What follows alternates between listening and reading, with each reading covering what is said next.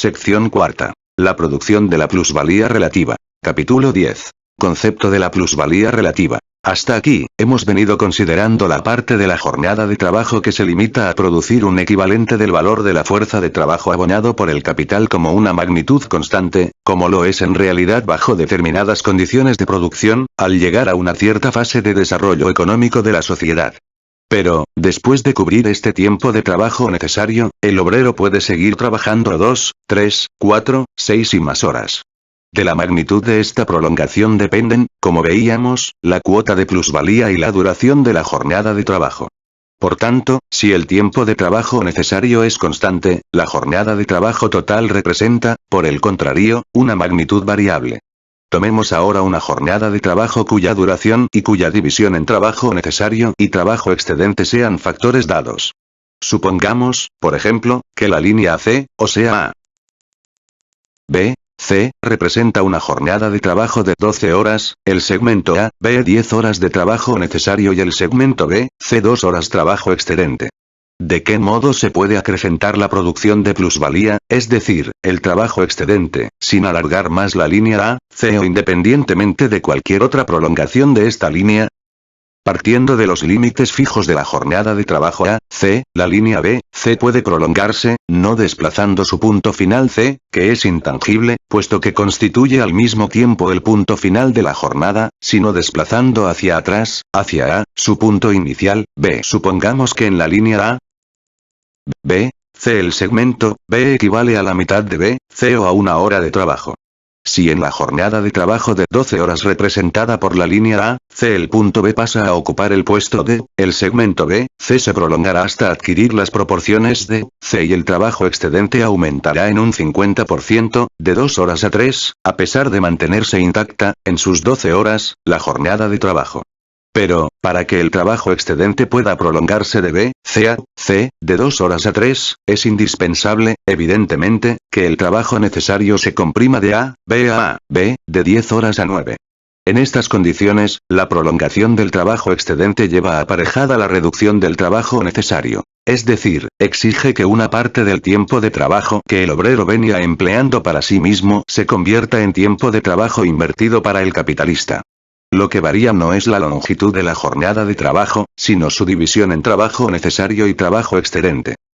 Por otra parte, la magnitud del trabajo excedente va ya implícita, evidentemente, como algo dado, en la magnitud de la jornada y en el valor de la fuerza de trabajo, cuando estos dos factores son conocidos. El valor de la fuerza de trabajo, es decir, el tiempo de trabajo necesario para su producción, determina el tiempo de trabajo necesario para la reproducción de su valor. Si una hora de trabajo, supongamos, se representa por una cantidad de oro de medio chelín, o 6 peniques, y el valor diario de la fuerza de trabajo asciende a 5 chelines, el obrero deberá trabajar 10 horas al día para reponer el valor diario de su fuerza de trabajo desembolsado por el capital o producir un equivalente del valor de los medios de vida necesarios para sostenerse durante un día. En el valor de estos medios de vida va implícito el valor de su fuerza de trabajo, y en el valor de esta la magnitud de su tiempo de trabajo necesario. Pero la magnitud del trabajo excedente se obtiene descontando de la jornada total el tiempo de trabajo necesario. Si de 12 horas quitamos 10, quedan 2, y no es fácil comprender que, en las condiciones que dejamos expuestas, pueda prolongarse el trabajo excedente más de 2 horas. Claro está que el capitalista puede abonar al obrero, en vez de 5 chelines, 4 chelines y medio, o menos todavía. Para reproducir este valor de 4 chelines y medio bastarían 9 horas de trabajo, con lo cual quedarían para el trabajo excedente 3 horas de las 12 en vez de 2 y la plusvalía sería de chelín y medio en vez de 1 chelín. Mas para conseguir esto solo hay un camino: hacer descender el salario del obrero por debajo del valor de su fuerza de trabajo. Con los 4 chelines y medio que produce en 9 horas, este obrero dispone de una décima parte menos de medios de vida que antes, y, en estas condiciones, su fuerza de trabajo solo puede reproducirse a duras penas. Por este camino, el trabajo excedente se prolongaría a costa de rebasar sus límites normales, sus dominios se extenderían mediante una usurpación del terreno reservado al tiempo de trabajo necesario. Por el momento, este método, que desempeña un papel muy importante en el movimiento real de los salarios, queda excluido de nuestras consideraciones, por una razón. Porque aquí partimos del supuesto de que las mercancías, incluyendo entre ellas la fuerza de trabajo, se compran y venden siempre por todo su valor. Sentado esto, es evidente que el tiempo de trabajo necesario para producir la fuerza de trabajo o reproducir su valor no disminuirá por el mero hecho de que el salario del obrero quede por debajo del valor de su fuerza de trabajo, sino que para ello será indispensable que disminuya este mismo valor. Dada la duración de la jornada de trabajo, el trabajo excedente solo puede prolongarse reduciendo el tiempo de trabajo necesario, pero no al revés, acortarse el tiempo de trabajo necesario prolongando el trabajo excedente. En nuestro ejemplo, para que el tiempo de trabajo necesario se reduzca en 1/10, de 10 horas a 9, y como consecuencia de ello, el trabajo excedente aumente de 2 horas a 3, es indispensable que el valor de la fuerza de trabajo disminuya también efectivamente en 1/10. Pero, al descender en 1/10 el valor de la fuerza de trabajo, será necesario que la misma masa de medios de vida que antes se producía en 10 horas se produzca ahora en 9. Para ello, es indispensable que la capacidad productiva del trabajo aumente. Así, por ejemplo, un zapatero puede, con los medios concretos de que dispone, hacer un par de botas en una jornada de trabajo de 12 horas. Para poder hacer 2 pares de botas en el mismo tiempo, tiene que duplicarse la capacidad productiva de su trabajo, cosa que solo se conseguirá cambiando sus instrumentos o sus métodos de trabajo, o ambas cosas a la vez. Ha de producirse, pues, una revolución en las condiciones de producción de su trabajo, es decir, en su régimen de producción y, por tanto, en el propio proceso de trabajo. Por aumento de la capacidad productiva del trabajo entendemos un cambio cualquiera sobrevenido en el proceso de trabajo, por virtud del cual se reduce el tiempo de trabajo socialmente necesario para la producción de una mercancía. Es decir, gracias al cual una cantidad más pequeña de trabajo adquiere potencia suficiente para producir una cantidad mayor de valores de uso. Así, pues, mientras que hasta aquí, al estudiar la producción de la plusvalía, partimos siempre de un régimen de producción dado, ahora que se trata de obtener plusvalía convirtiendo el trabajo necesario en trabajo excedente, no basta, ni mucho menos, que el capital se adueñe del proceso de trabajo en su forma histórica tradicional, tal y como lo encuentra, limitándose a prolongar su duración. Para conseguir esto, tiene que transformar las condiciones técnicas y sociales del proceso de trabajo, y, por tanto, el mismo régimen de producción hasta aumentar la capacidad productiva del trabajo, haciendo bajar de este modo el valor de la fuerza de trabajo y disminuyendo así la parte de la jornada de trabajo necesaria para la reproducción de ese valor. La plusvalía producida mediante la prolongación de la jornada de trabajo es la que yo llamo plusvalía absoluta. Por el contrario, la que se logra reduciendo el tiempo de trabajo necesario, con el consiguiente cambio en cuanto a la proporción de magnitudes entre ambas partes de la jornada de trabajo, la designo con el nombre de plusvalía relativa. Para que disminuya el valor de la fuerza de trabajo, el aumento de la capacidad productiva de éste, tiene que afectar a ramas industriales cuyos productos determinen aquel valor y que, por tanto, figuren entre los medios de vida habituales o puedan suplirlos. Pero el valor de una mercancía no depende solamente de la cantidad de trabajo que le imprime la forma con que se lanza al mercado, sino que depende también de la masa de trabajo contenida en sus medios de producción.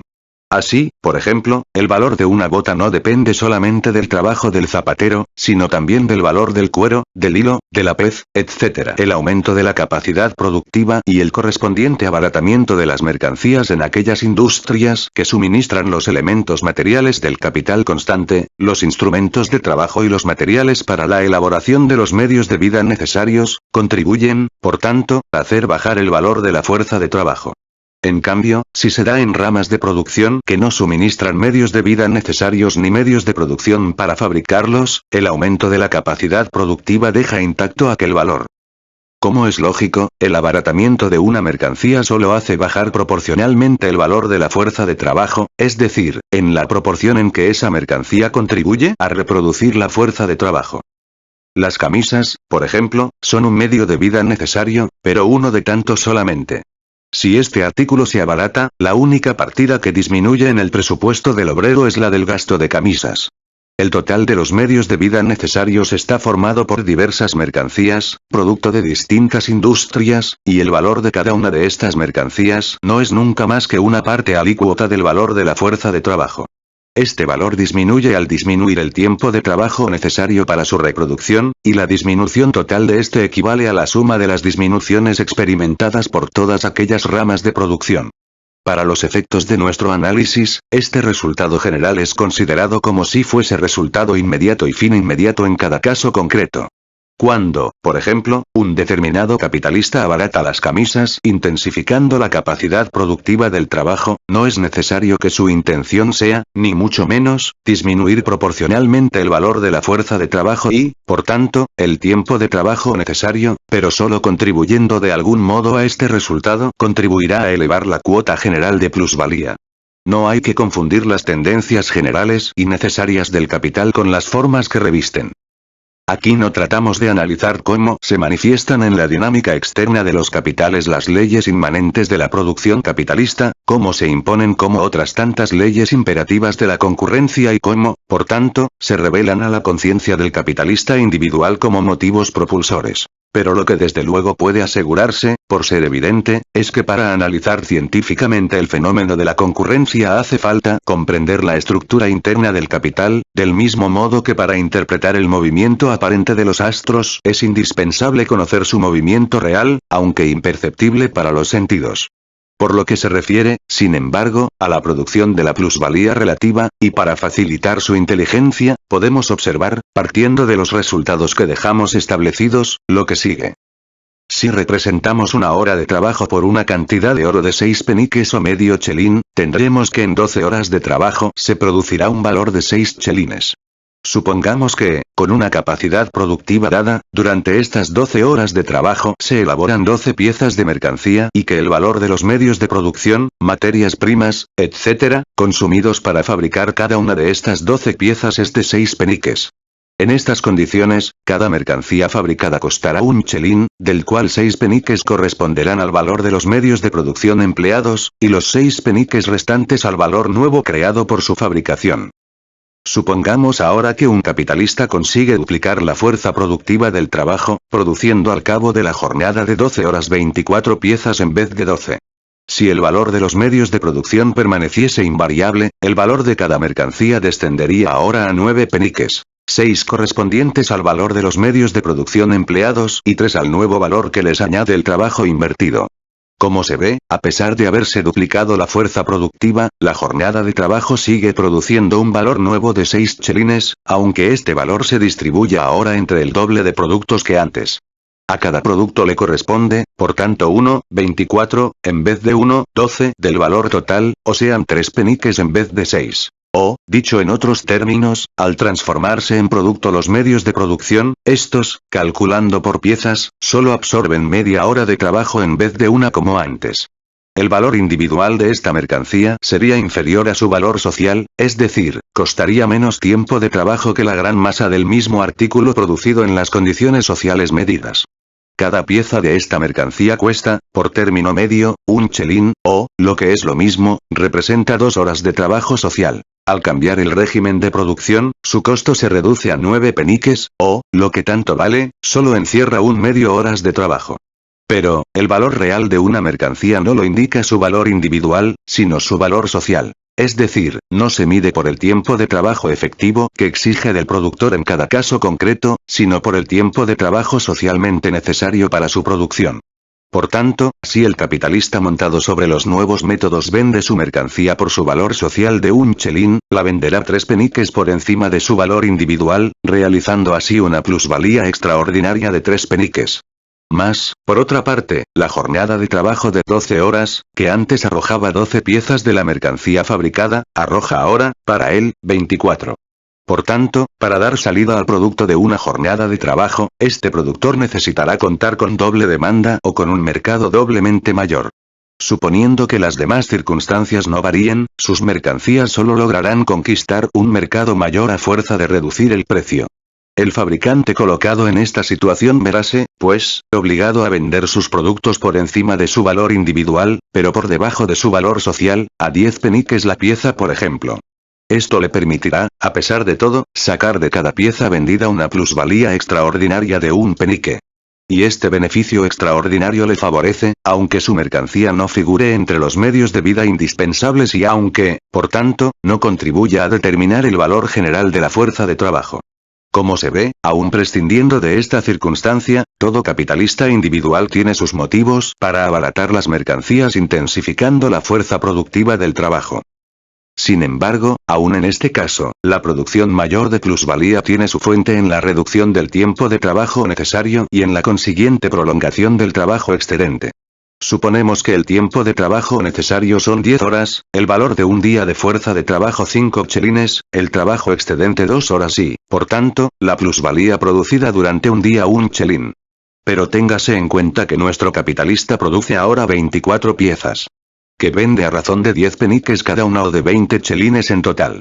Como el valor de los medios de producción es de 12 chelines, tenemos que de las piezas vendidas hacen falta 14, 2, 5. Para reponer el capital constante desembolsado. La jornada de trabajo de 12 horas viene a traducirse en las 9, 3, 5 piezas restantes. Y como el precio de la fuerza de trabajo es de 5 chelines, resultará que, de estas piezas, 6 representan el tiempo de trabajo necesario y 3, 5 el trabajo excedente. Es decir, que la proporción entre el trabajo necesario y el trabajo excedente, que en condiciones sociales medias era de 5, 1, es ahora de 5, 3. Al mismo resultado se llega por el camino siguiente. El valor del producto de la jornada de trabajo de 12 horas es de 20 chelines. De ellos, 12 chelines corresponden al valor de los medios de producción, valor que se limita a reaparecer en el producto. Quedan, por tanto, 8 chelines como expresión en dinero del valor en que se traduce la jornada de trabajo. Esta expresión en dinero rebasa la expresión en dinero del trabajo social medio de la misma clase, puesto que 12 horas de este solo se traducen en 6 chelines. El trabajo, cuando su fuerza productiva es excepcional, actúa como trabajo potenciado, creando en el mismo espacio de tiempo valores mayores que el trabajo social medio de la misma clase. Sin embargo, nuestro capitalista sigue calculando los mismos 5 chelines de antes por el valor de un día de fuerza de trabajo. Por tanto, el obrero solo necesita, para reproducir este valor, que antes le costaba 10 horas, 7, un quinto. Es decir, que su trabajo excedente es ahora 2, 4, 5 horas mayor y la plusvalía que produce aumenta de 1 chelín a 3.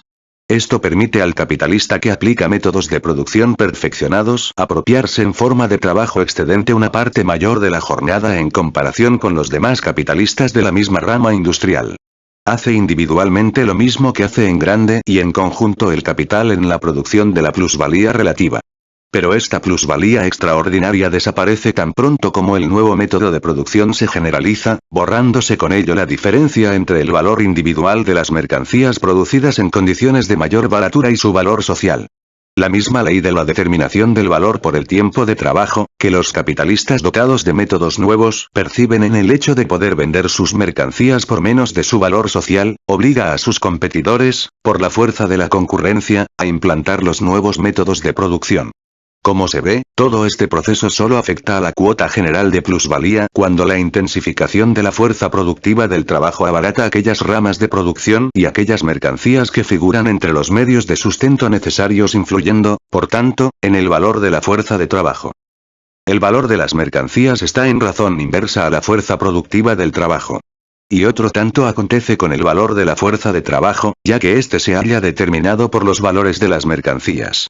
En cambio, la plusvalía relativa está, en razón directa a la fuerza productiva del trabajo, aumentando cuando ésta aumenta, y disminuyendo cuando ella disminuye. Una jornada de trabajo social medio de 12 horas produce siempre, a condición de que el valor del dinero permanezca invariable, el mismo producto de valor de 6 chelines, cualquiera que sea la proporción en que esta suma de valor se reparta entre la equivalencia de valor de la fuerza de trabajo y la plusvalía. Ahora bien, si por aumentar la fuerza productiva disminuye el valor de los medios diarios de subsistencia, y con él el valor de un día de fuerza de trabajo, bajando de 5 chelines a 3, la plusvalía aumentará de 1 a 3 chelines. Y donde antes eran necesarias 10 horas de trabajo para reproducir el valor de la fuerza de trabajo, ahora solo serán necesarias 6. Se habrán recobrado 4 horas, que podrán incorporarse a los dominios de la plusvalía. Por eso es afán inmanente y tendencia constante del capital reforzar la productividad del trabajo, para de este modo abaratar las mercancías, y con ellas los obreros. Al capitalista que la produce le tiene sin cuidado, de suyo, el valor absoluto que la mercancía tenga. A él solo le interesa la plusvalía que encierra y que puede realizar en el mercado. La realización de la plusvalía incluye ya por sí misma la reposición del valor que se desembolsó. El hecho de que la plusvalía relativa aumente en razón directa al desarrollo de la fuerza productiva del trabajo, mientras que el valor de las mercancías disminuye en razón inversa a este desarrollo, siendo, por tanto, el mismo proceso que abarata las mercancías el que hace aumentar la plusvalía contenida en ellas, nos aclara el misterio de que el capitalista, a quien solo interesa la producción de valor de cambio, tienda constantemente a reducir el valor de cambio de sus mercancías, contradicción con la que uno de los fundadores de la economía política, Kesnay, torturaba a sus adversarios, sin lograr obtener de ellos una contestación. ¿Reconocéis, dice Kesnay, que cuanto más se ahorra en los gastos o en los trabajos gravosos para la fabricación de productos industriales, sin detrimento de la producción, más ventajoso resulta este ahorro puesto que reduce el precio de los artículos fabricados? Y, a pesar de ello, seguís creyendo que la producción de la riqueza, que tiene su fuente en los trabajos de los industriales, consiste en aumentar el valor de cambio de sus productos. Como se ve, en la producción capitalista, la economía del trabajo mediante el desarrollo de su fuerza productiva no persigue como finalidad, ni mucho menos, acortar la jornada de trabajo. Tiende simplemente a acortar el tiempo de trabajo necesario para la producción de una determinada cantidad de mercancías. El hecho de que un obrero, al aumentar la fuerza productiva de su trabajo, pueda producir en una hora, supongamos, 10 veces más mercancías que antes, necesitando por tanto 10 veces menos tiempo de trabajo para la fabricación de cada ejemplar de esta mercancía, no es, ni mucho menos, obstáculo para que continúe trabajando 12 horas, como hasta allí, aunque en las 12 horas produzca 1,200 piezas en vez de 120, que producía antes.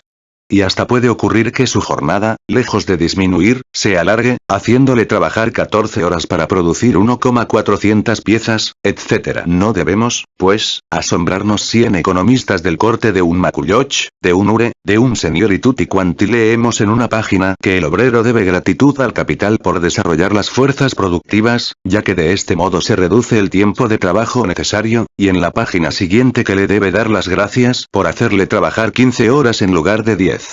En la producción capitalista, el desarrollo de la fuerza productiva del trabajo tiene como finalidad acortar la parte de la jornada durante la que el obrero trabaja para sí mismo, con el fin de alargar de este modo la otra parte de la jornada, durante la cual tiene que trabajar gratis para el capitalista. Al examinar los diversos métodos de producción de la plusvalía relativa, que pasamos a estudiar, veremos hasta qué punto puede alcanzarse este resultado sin necesidad de abaratar las mercancías.